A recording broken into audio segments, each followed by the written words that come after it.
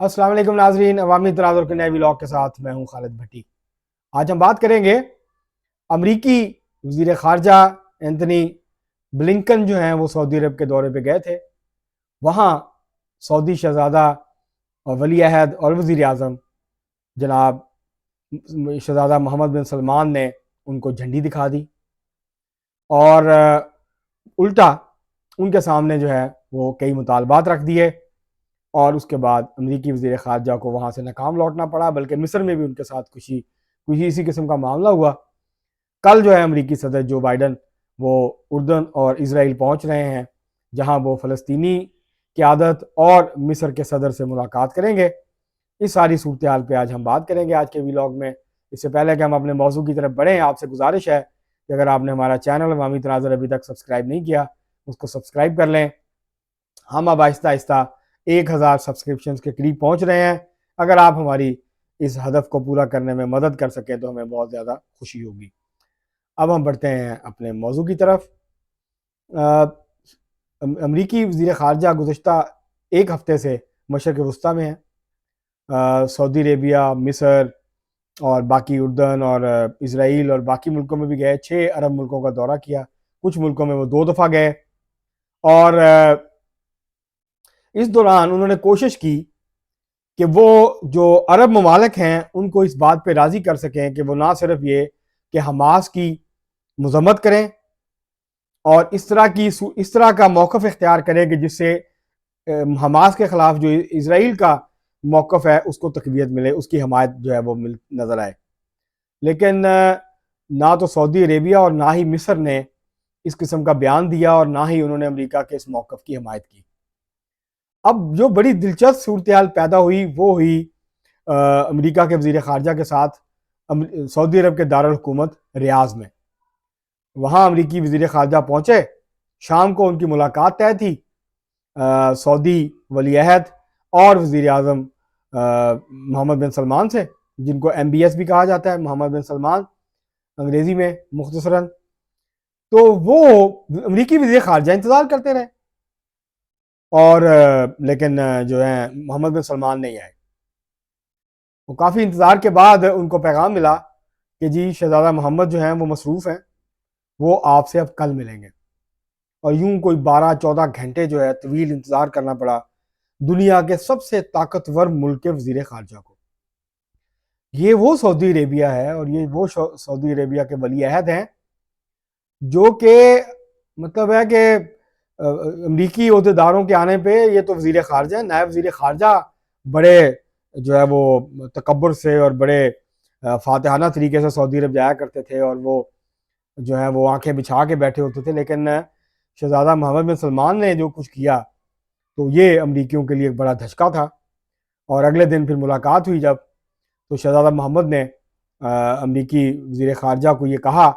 کہ جناب آپ اسرائیل کو سمجھائیں، ان کو منع کریں، اور اسرائیل یہ غزہ پہ جو حملے کر رہا ہے، یہ بمباری کر رہا ہے، یہ بند کریں۔ جو اس نے الٹیمیٹم دیا ہے ان کو، فلسطینیوں کو وہاں سے نکلنے کا، وہ واپس لیں، اور ہم جو ہے امن مذاکرات جو ہو رہے تھے اسرائیل اور سعودی عرب کے، ہم نے ان کو سسپینڈ کر دیا ہے۔ جب تک یہ معاملہ حل نہیں ہوتا کوئی مذاکرات اسرائیل کے ساتھ نہیں ہوں گے۔ تعلقات بحالی کے لیے، ڈپلومیٹک ریلیشنز جو ہیں سفارتی تعلقات قائم کرنے کے لیے یا تعلقات کو معمول پہ لانے کے لیے کوئی بات چیت نہیں ہوگی جب تک یہ صورتحال ہے غزہ کی، اور جب تک اسرائیل جو ہے وہ حملے کرے گا، جب تک بمباری کرتا رہے گا۔ اب تک اسرائیل کی جو بمباری ہے اس کے نتیجے میں 3000 کے قریب فلسطینی شہید ہو چکے ہیں، 10,000 سے زیادہ زخمی ہیں، 100 سے زیادہ جو طبی مراکز ہیں اور 21 ہاسپٹل جو ہیں وہ بند ہو چکے ہیں یا تباہ ہو چکے ہیں،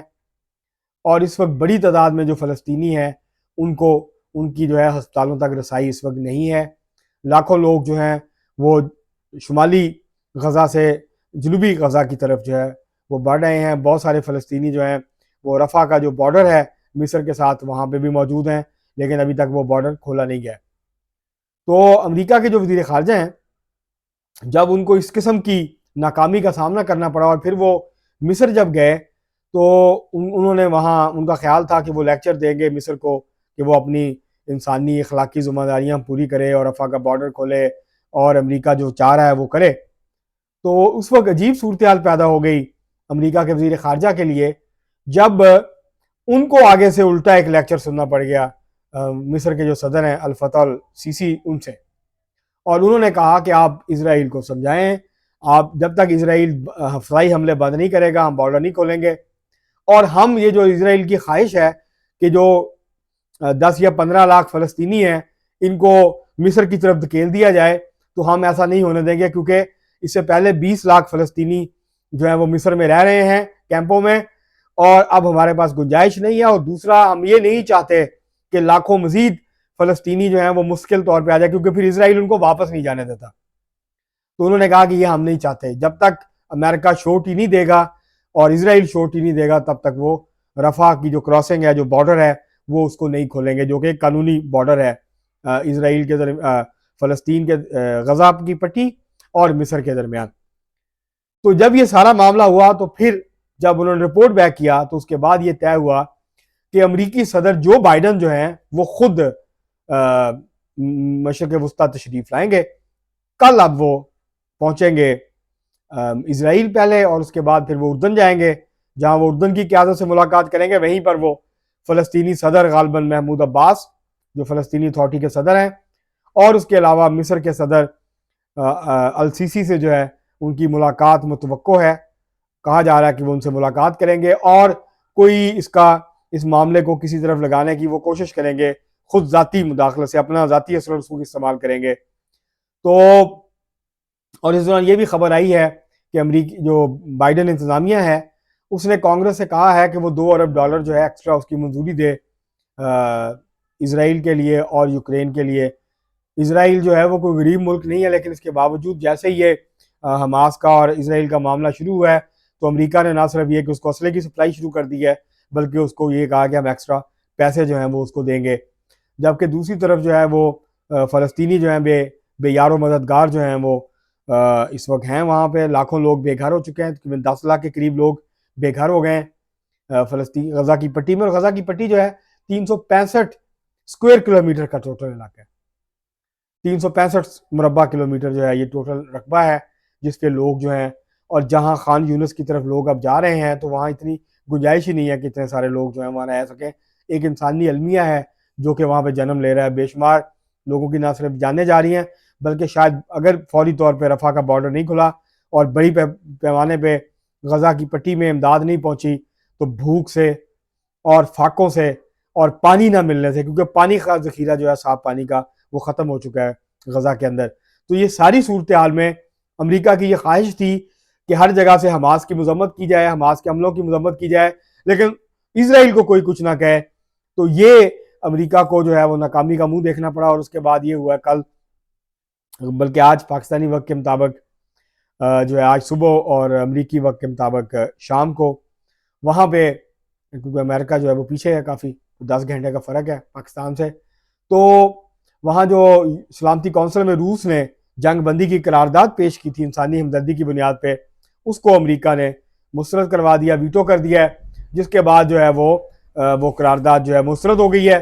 امریکہ نے، برطانیہ نے اور جاپان نے اس کی مخالفت کی ہے، چین اور روس اور کچھ ملکوں نے جو ہے اس کی حمایت کی، لیکن امریکہ نے اپنی ہٹ درمی برقرار رکھی، اور اس لیے کوئی بات چیت اس کے حوالے سے آگے نہیں بڑھ سکی، اور یہ قرارداد جو تھی جنگ بندی کی یہ مسترد ہو گئی، کیونکہ امریکہ یہ کھلم کھلا اعلان کر رہا ہے کہ وہ اسرائیل کے ساتھ کھڑا ہے، اسرائیل جو کرنا چاہتا ہے وہ کر لے، بس یہ ہے کہ زمینی حملہ کر کے قبضہ نہ کرے غزہ کی پٹی پہ، اس سے صورتحال خراب ہو جائے گی، باقی بمباری کرتا رہے، فلسطینیوں کو مارتا رہے، اور حماس کے خاتمے کے نام پہ وہ فلسطینیوں کا جو قتل عام ہے جو اس نے کرنا ہے وہ کر لے، اپنا انتقام لے لے۔ جب اس کا انتقام کا جذبہ ٹھنڈا ہو جائے تو اس کے بعد پھر وہ بیٹھ کے جو ہے وہ مذاکرات کر کے اور سلامتی کونسل یا جو ہے وہ دیگر اس کے ذریعے سے وہ کرے۔ اس کے باوجود کہ اقوام متحدہ نے آج کہا ہے کہ جو اسرائیل کر رہا ہے یہ جنگی جرائم ہیں، اور عالمی عدالت جو ہے اس کے اندر اس کے خلاف مقدمہ چلایا جا سکتا ہے، سزا بھی دی جا سکتی ہے جو اسرائیل کے عہدیدار اس کے اندر ملوث ہیں، لیکن امریکہ کبھی یہ ہونے نہیں دے گا، کیونکہ ظاہر ہے امریکہ نے اسرائیل کو پال پوس کے اتنا بڑا کیا ہے، اور اسرائیل جو ہے وہ امریکہ کے مفادات کا رکھوالا سمجھا جاتا ہے مشرق وسطیٰ میں، ایک تھانے دار کی حیثیت ہے، اس کی ایک غنڈے کی حیثیت ہے جو گلی محلوں میں ہوتے ہیں، یہی کردار جو ہے وہ اسرائیل کا ہے مشرق وسطیٰ میں۔ تو امریکی مفادات کے لیے جو ہے وہ اسرائیل کی بھرپور مدد کرتا ہے. اور اس دفعہ تو بالکل اسی لیے امریکہ کی جو خارجہ پالیسی ہے یا ڈپلومیسی ہے, یہ جو سفارتی کوششیں ہیں, ان کو اس لیے بھی دھچکا لگا ہے کہ امریکہ نے اپنی پوزیشن پہلے ہی واضح کر دی اور وہ کھل کے اسرائیل کے ساتھ کھڑا ہو گیا. جب آپ کوئی پوزیشن لے لیں تو پھر باقیوں کو آپ کیسے کنونس کریں گے, جب آپ خود غیر جانبدار نہیں ہیں, جب آپ خود ایک ملک کی اندھا دھند حمایت کر رہے ہیں, غیر مشروط حمایت کر رہے ہیں اسرائیل کی, تو پھر آپ کی فلسطینی کیوں سنیں یا باقی لوگ جو ہیں وہ کیوں سنیں. اسی لیے شہزادہ محمد نے اپنے غصے کا اظہار کیا, اور اسی طرح مصر کے صدر نے بھی اس حوالے سے جو ہے وہ بات کی اور کہا کہ آپ اس معاملے کو دیکھیں اور اسرائیل کو منع کریں کہ وہ حملے بند کرے, اس کے بعد ہی امن کی بات آگے بڑھ سکتی ہے اور معاملات جو ہیں وہ بہتر ہو سکتے ہیں.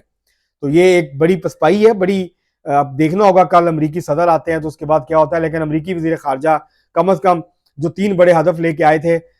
وہ ان کو حاصل کرنے میں مکمل طور پہ کامیاب نہیں ہو سکے. نہ تو وہ مذمت کروا سکے سعودی عرب اور مصر سے حماس کی, نہ وہ مکمل طور پہ حماس کو آئسولیٹ کر سکے ہیں, نہ ہی وہ اسرائیل کے لیے حمایت لے سکے ہیں, بلکہ الٹا جو اسرائیل اور سعودی عرب کے درمیان سفارتی تعلقات قائم کرنے کے حوالے سے یا دوستی کے حوالے سے بات چیت تھی, اب وہ بھی سعودی عرب کے اعلان کے بقول وہ ختم ہو گئی اور یہ بات انہوں نے بتا بھی دی ہے. تو یہ جو سارا معاملہ ہے, اور امریکہ چاہتا تھا کہ اس کی ایک بالادستی قائم ہو جائے روس اور چین کا جو اتحاد ہے اس کے مقابلے میں, لیکن لگتا یہ ہے کہ اس حوالے سے روس اور چین جو ہے وہ بھی جلد سفارتی کوششیں کریں گے تاکہ یہ جو انسانی المیہ جنم لے رہا ہے اس سے بچا جا سکے, اور جو فلسطینیوں کا قتل عام ہے اس سے بچا جا سکے. آج کے لیے اتنا ہی, بہت شکریہ.